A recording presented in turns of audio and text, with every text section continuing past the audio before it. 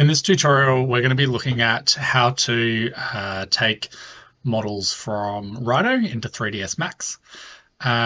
This can be particularly useful for doing any sort of operation in 3dsMax where you've modeled something up in Rhino and you need to convert it across. As you can see here, I've got quite a few different layers, and I've already got quite a few of those layers in 3dsMax already, but there's a couple of other iterations that I've developed up that I want to be able to take across. Now, there's only about 3 layers that I want to export across. So what I'm going to do is I'm just going to turn those layers on, and then I should be able to select all those objects and just come to export selected. Now, it's important to export in a format that 3dsMax is going to understand. So the AutoCAD DWG is the best one to do that with. And then I'm just going to name the file here. So we'll call that Rhino export 2. And then we want to jump into these options here. So best to put on a 2007 natural scheme. And now these settings are really critical. So in order for 3dsMax to sort of pick up the geometry as per its kind of native settings, you want to be exporting all your surfaces and meshes as meshes. Project to, no, we don't need that. And then curves, we want to all have as splines, and polycurves as polylines with a bulge arc. So we'll save those settings. Let's do 2007 natural. Make sure that's selected.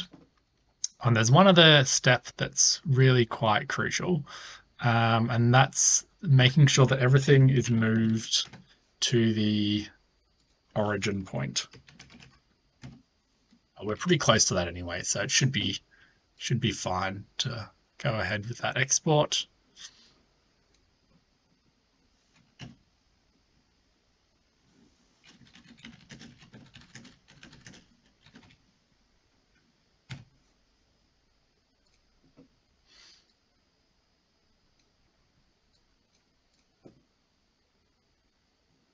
Great. Now what we can do is we can jump into 3dsMax.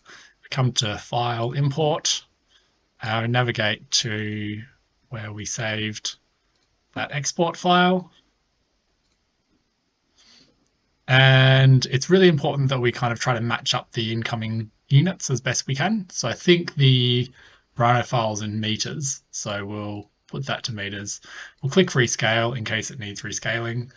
And I think everything else is pretty good. We also want to auto smooth our adjacent faces.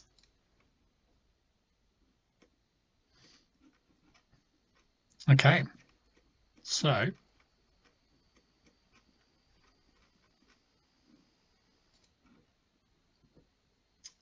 great. So what it's done is it's put everything pretty much exactly where we want it.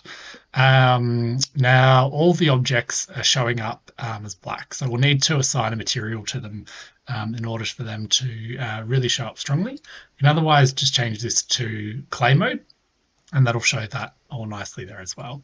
Ideally, we want to be able to add a color to it. So I've got my tie flow animation there, so I'm just going to turn that off.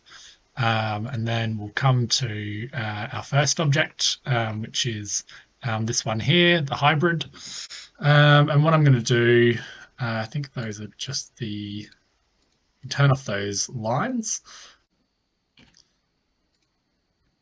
So what I'll do is I'll jump into my material editor just by pressing M on the keyboard, and we'll assign it a color.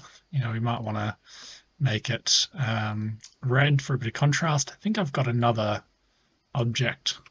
Actually, so these materials have already been assigned to different objects. So what we want to do is just bring in a new physical material editor, And then we just want to play around with the base color to get something really nice. So it might be good to do sort of a bit of a striking red, a bit of contrast.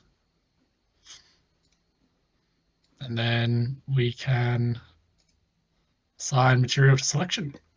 And there we have it. So if we just turn our other two layers off here, we can see that coming up really nicely. And that's how we import into 3ds Max from Rhino. Thanks for watching.